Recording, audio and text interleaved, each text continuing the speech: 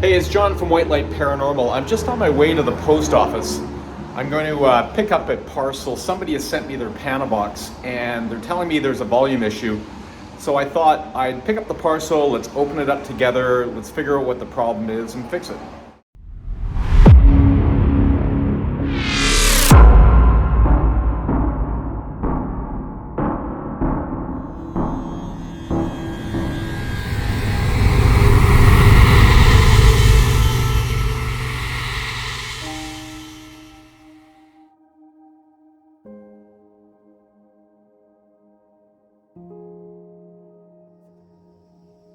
I'm now back home and I have not opened up the parcel yet, but I went and grabbed a Panabox from my inventory so that I can show you the 4 things I'm gonna immediately check when I open up this parcel, because if I can correct it quickly on the outside of the unit, then I don't have to open it up.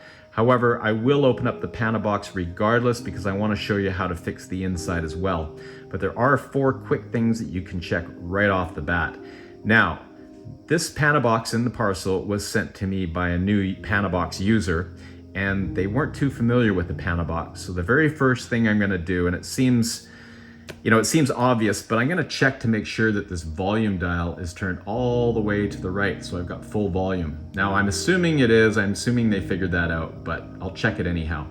The next thing I'm going to do, and this is really important because this is where most of the problems, volume issues stem from, is if this switch underneath my thumb here is to the right. Now, as you can see, it is to the right. There's a little ear symbol there. And what this means, if the switch is to the right, you're not gonna get any sound through the Panabox because the device is waiting for you to plug into this port, headphones or cable jacks. Let's say you're hooking up a portal. So yeah, what I'm gonna do is make sure if it's in that position, that'll probably tell me what the issue is right off the bat. I'm simply going to switch it to the left and I should get sound. Now, one thing about this port here I should mention, it's a 2.5 millimeter port. Most things these days are 3.5 millimeter. This was built back in about 1998. So if you're ever going to use this port, make sure to get an adapter. Now, it's got a 2.5 diameter jack that plugs into this hole and then offers you a 3.5 millimeter hole so you can plug in standard headphones or whatnot. Just something to keep in mind. But this leads me to the next thing that I'm gonna do. I'm gonna take a high-powered flashlight, I'm gonna look down this hole, and I'm gonna see if it's dirty, if anything's broken off in there, anything that could affect that. And that could be the issue possibly. Now, the next thing I'm gonna do is I'm gonna put batteries in, I'm gonna turn it on, and I'm gonna make sure that it says AM at the very top, just above my thumb there. If it doesn't say AM, then what's happened is the person may have pushed one of these 2 buttons and sent it, it sent it in a different mode. So it could be trying to read TV channels or something like that. And you're not gonna get any radio sound through there at all. So there is a reset procedure. I'm not gonna get into that in this video. I will make another video of how to reset your Panabox. If you do get it in a kind of a weird mode, or if your Panabox isn't working correctly, there's a really easy fix. But as I say, I'll show you that later in another video. Okay, so I'm gonna open up this parcel. I'm gonna check those 4 things and we'll see if we can fix it right off the bat. All right, I've just ripped it open and pull it out, and let's just grab some scissors. Open. Go. Okay, the box. And here we go. Here's the Panabox. So the very first thing I'm going to do is I'm going to check the volume button, and yes, it is turned all the way up. So I know that's not the issue. Number 2, and this is probably the big one, is I'm going to turn it over. Okay, well, what's interesting is that switch is to the left. So I know that it's not a port jack issue. If this was to the right, I would probably be quite concerned. Well, not concerned, but I would know what the issue is. What I'll do is I'll get a flashlight and I'll look down here and see if anything's jamming up in there or if it's dirty. But right now I'm gonna put batteries in and let's just take a look at what we're getting. Okay, so I have put batteries in, and let's just recap. I have turned the volume dial all the way up. I've checked that the switch is to the left and not to the right. I haven't yet looked down this porthole, but I will.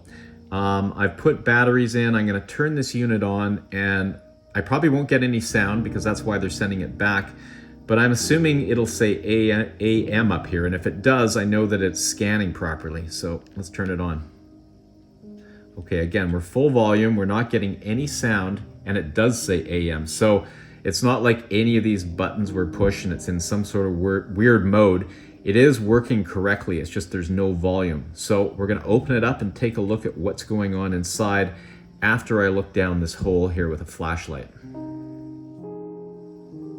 So I looked down that porthole with a flashlight, everything was fine, there was nothing broken in there, it was clean. So the next step is I took my jeweler's screwdriver, which is a 0 Phillips, and I took the screw from there and there and there out. And they are very, very small screws, but I've taken those out. And now I can see the circuit board, which I'm gonna zoom in a little bit. Great. So the next thing I'm gonna do is, my next biggest concern is this connection. See, my finger, there's a little white box just to the right of my finger. And that is the speaker wire. So that's probably gonna be culprit number 1. So I'm gonna pull that out. Sometimes it's kind of hard to get that wire.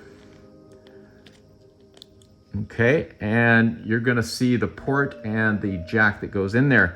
And I'm gonna take a little bit of my, where is it here? There it is. My contact cleaner, WD-40 contact cleaner. I'm gonna give it a little spray, both on the jack and in the port, and just see maybe there's some dirt in there. The next thing I'm gonna do is I'm just gonna sort of check the connections. This is the circuit board that we add. It's one of the steps we do to convert it. I'm just gonna make sure that all those connections are touching correctly. And I'm going to put batteries in and test it again and see if that has fixed it. Now, if it hasn't, there's one more thing I can do. Okay, so I cleaned with the WD-40 circuit board cleaner. I cleaned the port and the jack, this little white box above my thumb, sorry, right there. And I took the tape off and looked at that circuit board. Everything is soldered on there fine. So I'm thinking it's probably that connection right there was just dirty. I push it in tightly, and let's turn this thing over, turn it on and see if that worked.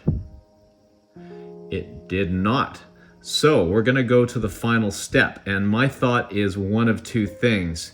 Number one, possibly this speaker wire is broken somehow, or the speaker is bad. So this creates a bit of a dilemma. These things were built in 1998. Where am I going to get parts for this thing? Well, fortunately on eBay, if you can find one of these things, they're not too expensive. You can pick them up. Now, for me to do the conversion, that's where it gets a little pricey, because there's a lot of R&D that went into this, and there's a circuit board that has to go in, a bunch of soldering, a bunch of different binary files that we have to add. So that's what adds on the price. However, you still can find these things on eBay. Yeah, I've seen them anywhere from about $20 to $100. So if you want to correct it yourself, you can just find another one. You can open it up, and you can replace the speaker, which has the speaker wire on it, and just see if that's the issue. Or you can contact me, and I may have a bunch of extra parts, and I'd be happy to send them to you. But let's take out this circuit board and let's replace the speaker and the speaker wire and see if that fixes it. Okay, I've just removed the circuit board, and I just want to show you what I'm looking at here. The speaker is underneath this plastic round film here, and this is the speaker wire. So my thought is somewhere on this wire, the wire connection must be broken, or maybe this, this jack is broken. It could be the speaker's broken, but fortunately, if I take apart another Panabox, one I use for parts, and I undo these two screws here, I can pull out that speaker assembly with the wire, and I can replace the other ones and see if that works. So I just pulled out, this is the unit that was returned. I just pulled out that speaker and the wire, and this is another unit that I've got. I'm basically gonna do the same thing. I'm gonna transfer this whole assembly into there by just screwing it in. It's pretty simple. Okay, so I just replaced the speaker, and one thing I should mention is if you are looking at a parts unit to buy for your Panabox, make sure it's the same model number. They do have slightly different parts. This one is an RF ND200R, so make sure that's the one you get. You don't want to get, for example, you don't want to get an RF NS800 because that's a stereo model. The parts are going to be slightly different. Okay, so I'm going to hook this thing back together. I'm also going to clean this new plug that I put in before I snap it back into the port, the speaker port, and we'll see if that fixes the issue. So I now have this unit all put back together. It's got the new speaker in there with the new speaker wire and the speaker jack. I cleaned that jack and put it back into the port, put all the screws back, put the batteries in, and here's the moment of truth. There you go. So it tells me that it was a broken speaker wire is why the volume did not work on that unit. So maybe try these things yourself if you are experiencing a volume issue with your Panabox.